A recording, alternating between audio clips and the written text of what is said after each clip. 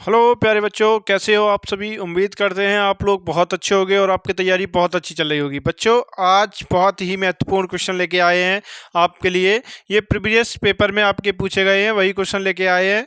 इसी टाइप के क्वेश्चन आपके एग्जाम में पूछे जाते हैं, उसी टाइप से क्वेश्चन लेके आए हैं। ठीक है, तो देखते हैं आज के क्वेश्चन पे वर्क करते हैं और समझते हैं कि इन क्वेश्चनों को कैसे करेंगे अपन।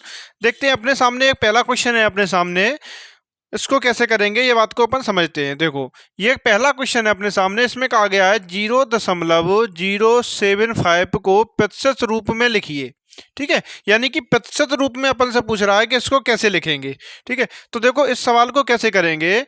तो इस सवाल को अपन देखते हैं। देखो, इसमें कहा है 0.075 को प्रतिशत रूप में कहा गया है। तो हमने आपसे, जैसे कि पहला वीडियो हमने अपने प्रतिशत के बारे में जो बनाया था, उसमें हम सारी चीज़ें बताई थी कि प्रतिशत में बदलते हैं, कैसे बदलते हैं। अगर वो आपने वीडियो नहीं देखा हो तो उस वीडियो को देख लेना। ठीक है, तो देखते हैं अपन क्या है, वैल्यू क्या दी गई है अपन को। 0.075 को प्रतिशत में बदलना है अपन को। तो क्या करेंगे, देख लेंगे अपन कितने के बाद पॉइंट लगा हुआ है। 1 2 3, 3 के बाद पॉइंट लगा, यानी कि हम नीचे कितना जीरो कर लेंगे, 3 कर लेंगे।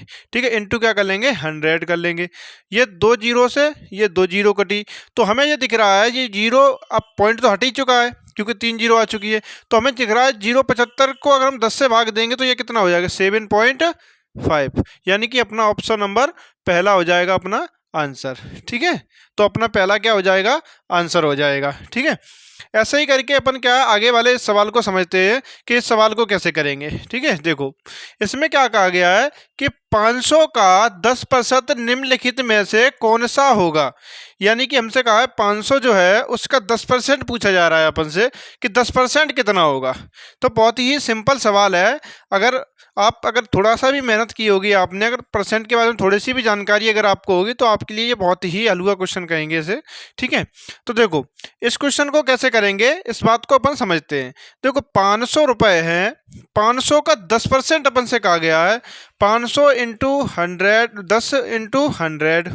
ठीक है, तो अगर हम 2 जीरो से ये 2 जीरो काट दें तो हमें दिख रहा है 5 का गुणा अगर हम 10 में करेंगे तो ये कितना होता है, 50। तो अपना ऑप्शन नंबर कितना हो जाएगा, चौथा, यानी कि फोर्थ नंबर अपना आंसर हो जाएगा। यानी कि 50 होता है 10% 500 का। ठीक है, ऐसे ही करके क्या करते हैं अपन, आगे वाले सवाल को समझते हैं कि इस सवाल को अपन कैसे करेंगे और देखते हैं। देखो इसमें कहा गया है कि 0.02 को प्रतिशत रूप में लिखिए।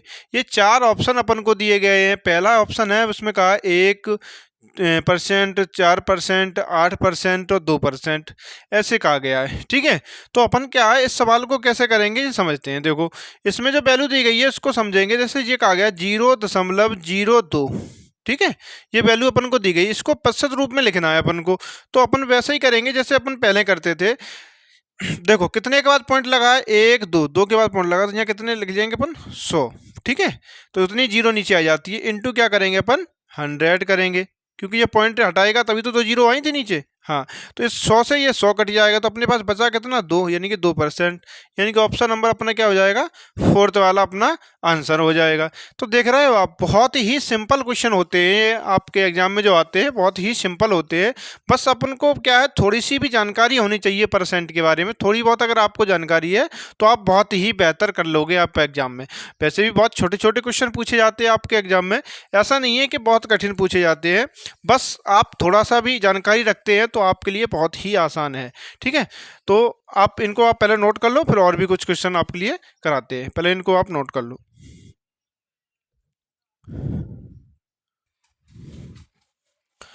अब इन सवालों को समझते हैं कि इन सवालों को अपन कैसे करेंगे। ठीक है, देखो अपने सामने ये क्वेश्चन लिखा हुआ है, इसकी सवाल को समझेंगे। पहले इस सवाल में क्या कहा गया है, देखो इसमें कहा है 1 पैसा 1 रुपए का कितना प्रतिशत है। यानी कि 1 पैसा 1 रुपए का कितना प्रतिशत है, ये कहा गया है अपन से, और बस यही पूछा जा रहा है, यानी कि प्रतिशत रूप पूछा जा रहा है। तो अपन देखेंगे इस सवाल को कैसे करेंगे।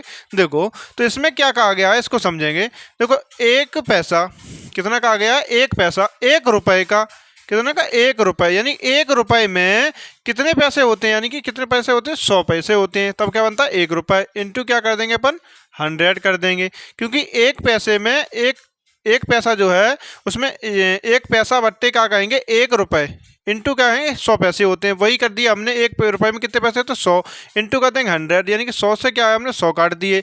तो हम जब 1 से 1 में भाग देंगे तो ये कितना परसेंट आएगा, तो कहेंगे 1% आएगा। कितना आएगा, तो अपना आंसर आएगा 1%। ठीक है, तो इसका आंसर क्या होगा 1%।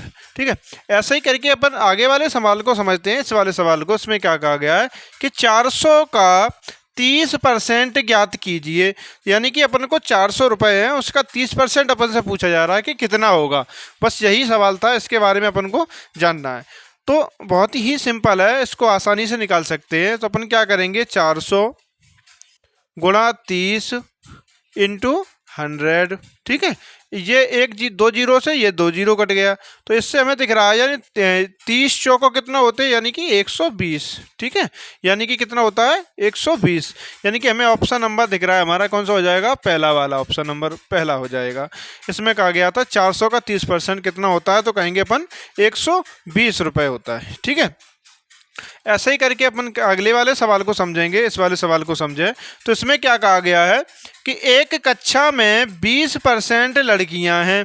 ठीक है, यदि कक्षा में लड़कियों की संख्या 6 है तो उस कक्षा में कुल बच्चों की संख्या ज्ञात कीजिए। यानी कि अपन को 20% अगर लड़कियां हैं और संख्या में यदि 6 हैं, तो हमसे पूछा जा रहा है अपन से कि टोटल कक्षा में बच्चों की संख्या ज्ञात कीजिए। तो अपन को क्या दिख रहा है, यानी कि 20% की वैल्यू हमें क्या दिख रही है, यहाँ 20% की वैल्यू दी गई है हमें 6।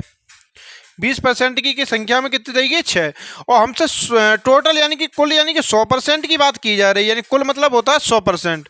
तो हमें दिख रहा है हम छोटा रेशियो बना लें, इससे जो हो जाएगा हमें आसानी हो जाएगी। तो 20 एकन 20 और 20 पंजे 100, यानी कि हमें दिख रहा है एक की वैल्यू कितनी दी गई है 6, और हमसे 5 की पूछी जा रही है, यानी कि 6 पंजे कितना होता है, 6 पंजे कितना होता है, तो कहोगे 30। तो हमें दिख जाएगा हमारा ऑप्शन नंबर पहला क्या हो जाएगा आंसर, यानी कि इस कक्षा में कुल बच्चों की संख्या कितनी होगी, तो कहेंगे अपन 30 है बच्चों की संख्या कुल। ठीक है, तो ये कुछ बहुत ही महत्वपूर्ण क्वेश्चन थे जो आपके एग्जाम में बार बार कहीं ना कहीं पूछे गए हैं। वही क्वेश्चन लेके आए हम थे, वही क्वेश्चन थे। ठीक है, तो इन क्वेश्चनों पर थोड़ा सा आप वर्क करो और थोड़ा ध्यान दीजिए इन क्वेश्चनों को, यही क्वेश्चन बार बार आपके एग्जाम में बार बार रिपीट हो रहे हैं। तो आप इन्हीं क्वेश्चनों को कवर करो जो आपके एग्जाम में आ रहे हैं। तो क्यों ना आप इन्हीं पे वर्क करो, जिससे आपका क्या होगा, एग्जाम में जब बैठोगे आपको बहुत अच्छा बेनिफिट मिलेगा। क्योंकि हमने पहले भी बताया था कि आपके जो एग्ज़ाम है उसमें बिल्कुल भी ज़्यादा कठिन क्वेश्चन नहीं पूछे जाते, बहुत ही आसान क्वेश्चन पूछे जाते हैं। बस यही होता है कि आपका थोड़ी सी भी बेसिक जानकारी अगर आपको है तो आप बहुत अच्छा कर लोगे और आप आराम से सिलेक्शन ले सकते हो इस नवोदय वाले एग्ज़ाम में। ठीक है, तो आप अपनी मेहनत को और बढ़ा दें, क्योंकि आपके पास समय दिनों दिन क्या हो रहा है, कम हो रहा है। तो मेहनत उसी हिसाब से तेज़ी से और बढ़ाएं, तेज़ी से करें मेहनत को। ठीक है, तो आज के लिए फिर यही इतने इंपॉर्टेंट क्वेश्चन लेके आए थे, आगे फिर और आपको अभी इंपॉर्टेंट क्वेश्चन लेके आएंगे। ठीक है, तो आप साथ ही साथ क्या करें, चैनल को सब्सक्राइब कर लें, बेल आइकन जो होता है उसको प्रेस कर लें। ठीक है, और अपने कमेंट जरूर किया करें, क्योंकि हम भी थोड़े मोटिवेट होते हैं, हमें भी लगता है अच्छा लगता है जब आप कमेंट करते हो। और किसी भी प्रकार की समस्या आती है अगर कोई सवाल में, तो आप हमें कमेंट कर सकते हो, हमसे सवाल पूछ सकते हो। ठीक है, तो आप इन पे वर्क करो, आराम से इनको नोट कर लो। ठीक है, तो आज के लिए इतने ही क्वेश्चन थे। बाकी आपके लिए कुछ और भी इंपॉर्टेंट क्वेश्चन होंगे, वो जल्दी आपको क्लास के रूप में उपलब्ध कराएंगे। ठीक है।